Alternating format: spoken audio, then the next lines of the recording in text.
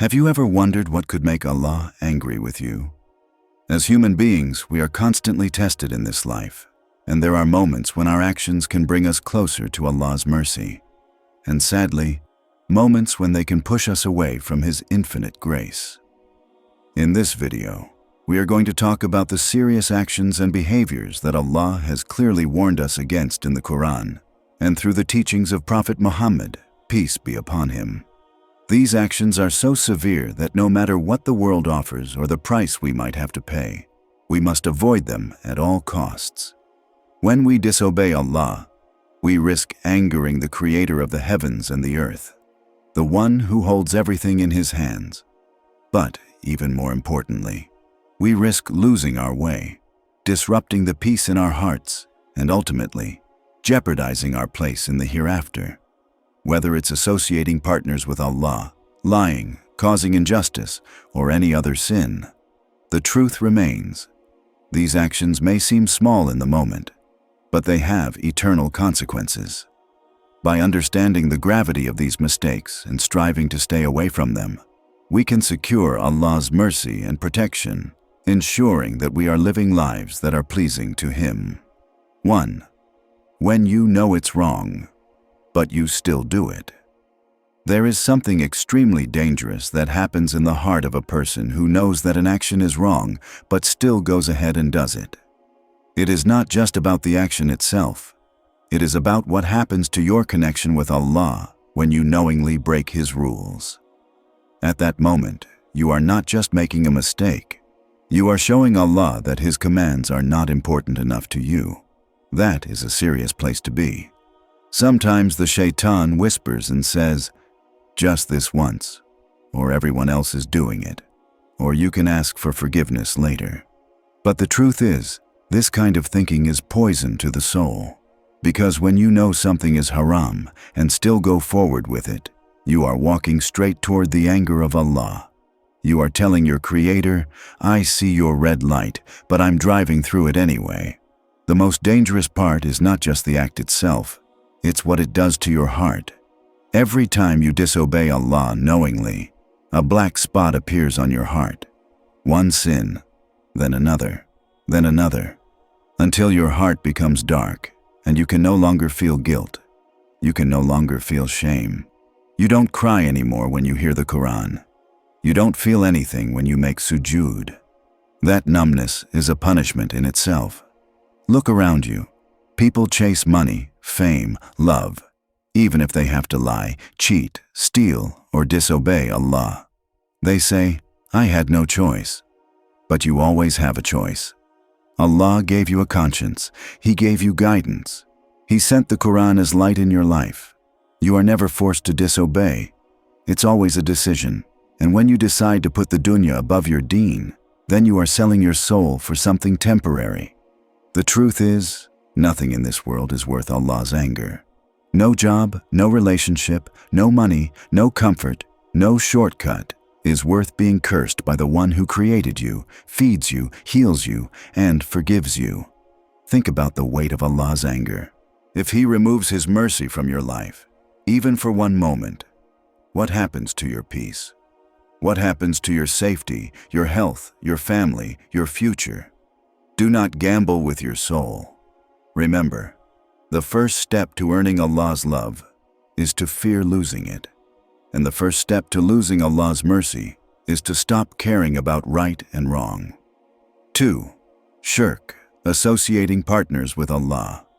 Shirk is the greatest sin a person can commit. It means giving someone or something the same level of worship, love, or trust that belongs only to Allah. Shirk is not just about bowing to an idol. It can happen in the heart. It can happen in thoughts. It can even happen in the way you live your life. And no matter how small it may seem, shirk is something that makes Allah extremely angry. It destroys the light in your heart, and it puts your soul in serious danger. Why is shirk so serious? Because it is an insult to the one who created you. Allah gave you life, gave you eyes to see, gave you food to eat, gave you air to breathe. Everything you have comes from Him. Now imagine giving that thanks and that worship to someone else. Imagine turning away from the Creator to something that cannot see, cannot hear, cannot help you, and has no power.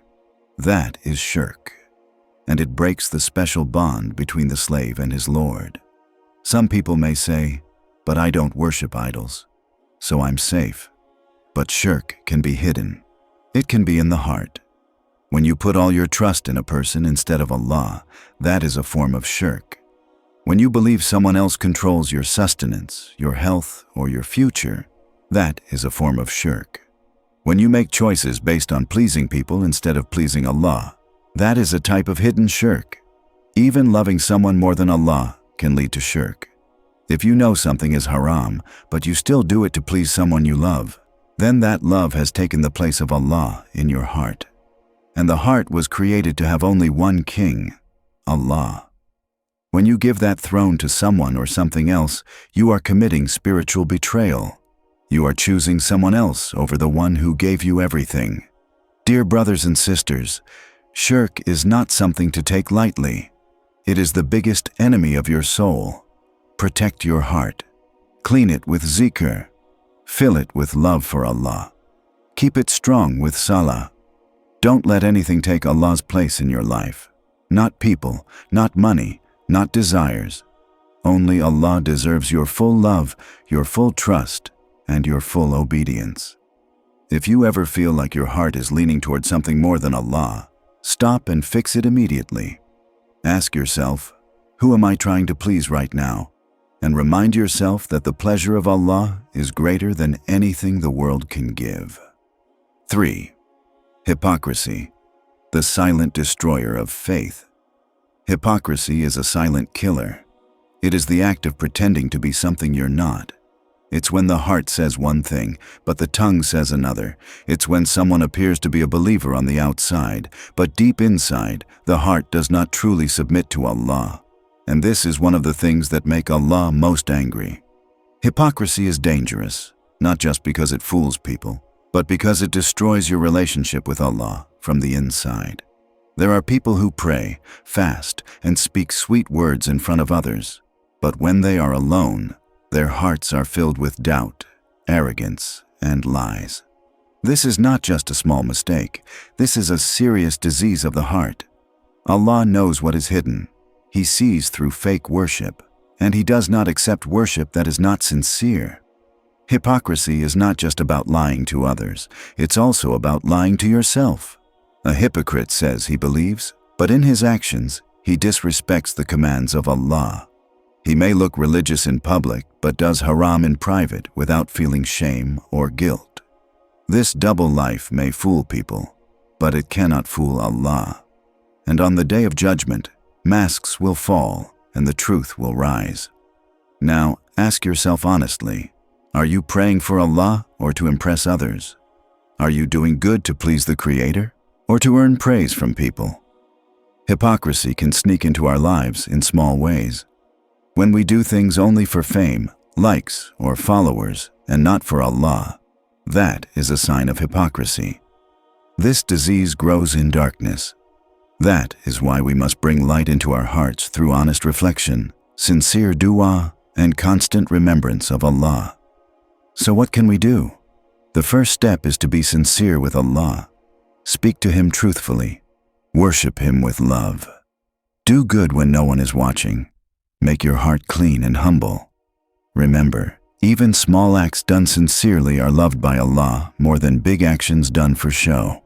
Real faith shines through actions that are hidden, honest, and humble. If you feel a trace of hypocrisy in your heart, don't panic, but do act. Ask Allah to purify you. Increase your worship when you're alone. Speak less and act more. Replace pride with humility. Replace lies with truth. Make Allah the main reason behind everything you do. Hypocrisy is not something you can see in a mirror. It's something only Allah can reveal, and only sincere effort can cure. So let us all work to be real. Let our private worship be stronger than our public image. Let our hearts match our tongues. Let our lives reflect the beauty of true faith. And always remember, Allah loves the sincere. He rewards those who try, who struggle, who cry in secret and ask for His mercy. Even if you have made mistakes, turn to Him with truth. That is the opposite of hypocrisy. That is the path to salvation. 4. Arrogance, the attitude that destroys you. Arrogance is one of the most dangerous diseases of the heart. It doesn't just ruin your relationship with people. It ruins your connection with Allah. Arrogance means to think you are better than others, to look down on people, to walk with pride and speak with ego.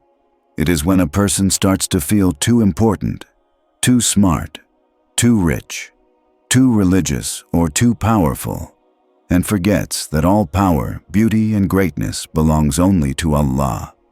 Allah hates arrogance because it challenges His greatness. Only Allah has the right to be proud. When a human being, who was created from dust and will return to dust, walks with pride, he is committing a sin that makes Allah angry. Arrogance makes a person ungrateful. It makes them feel they don't need Allah, that their success is because of their own doing. This is the same attitude that destroyed the likes of Pharaoh and Iblis. One of the greatest examples of arrogance is the story of Shaytaan. He refused to bow down to Adam because he thought he was better. He said, "I am better than him. You created me from fire, and you created him from clay." That one arrogant thought made Shaytaan lose his place in paradise forever. He was cursed by Allah because of his pride. If arrogance can throw Shaytaan from heaven to hell, imagine what it can do to us. Arrogance is a heavy burden that blinds the heart. It makes people reject advice. It stops them from admitting their mistakes. They think asking for forgiveness is a weakness. They look down on others who are less educated, poorer, or less known. But in reality, this mindset is a poison. It eats the soul quietly. A proud person may have everything in this world, but they will have nothing in the hereafter. If you see arrogance in your heart, fight it. Don't let it grow. Thank Allah for every blessing. Remind yourself that you are just a servant of Allah. Lower your voice. Be the first to say sorry. Help those below you. Dress modestly. Listen more than you speak. The more humble you are, the more Allah will raise your rank in this world and the next. Arrogance is heavy, but humility is light. The arrogant person carries the weight of his ego wherever he goes, but the humble one walks freely, peacefully, knowing that he is always in need of Allah. Let us not be among those who are proud in this world and humiliated in the hereafter. Let us be like the Prophet, humble, kind, and beloved by Allah. 5. Injustice, a sin that will never go unpunished. Injustice is one of the most serious sins in Islam, and it is something that Allah strongly condemns. Injustice is the act of wronging others, whether through words, actions, or decisions. It is taking something that does not belong to you, treating others unfairly, or denying someone their rights. Allah does not tolerate injustice, and He warns us repeatedly in the Quran to never be unjust, whether to others or even to ourselves. One of the most powerful things about Islam is that it teaches us to be just in all situations, no matter how difficult it may be. Injustice destroys relationships, families, and communities. It leads to hatred, division, and ultimately, the wrath of Allah. When you commit injustice, you not only harm others, but also distance yourself from the mercy of Allah. That's why it's crucial to recognize the importance of justice in Islam and to avoid injustice at all costs. Injustice can take many forms. It can be as simple as cheating in a small transaction, or as serious as oppressing entire communities or nations. Sometimes we commit injustice unknowingly or unintentionally, but even then, we are still responsible for seeking forgiveness and making things right. One of the greatest forms of injustice is oppression, where a person or group of people deliberately harms others for their own benefit, without any regard for the rights of the oppressed. Ultimately, injustice harms not only the person who is wronged, but it harms the person who commits the injustice even more. When we commit injustice, we break our connection with Allah, and we carry the burden of our wrong actions. But when we seek justice, stand up for what is right, and treat others with fairness, we draw closer to Allah's mercy. If we want to protect ourselves from the anger of Allah, we must ensure that we never commit injustice. We must treat others with kindness, fairness, and respect. We must strive to be just in all our actions, whether in our homes, at work, in our communities, or on the global stage. 6. Breaking family ties, a path that leads to destruction. Breaking family ties is one of the most serious sins in Islam, and it is something that Allah strongly condemns. Family is the foundation of society. It is the place where love, care, and support should flow freely. When family ties are broken, not only is the relationship between individuals destroyed, but the social fabric of the entire community can weaken.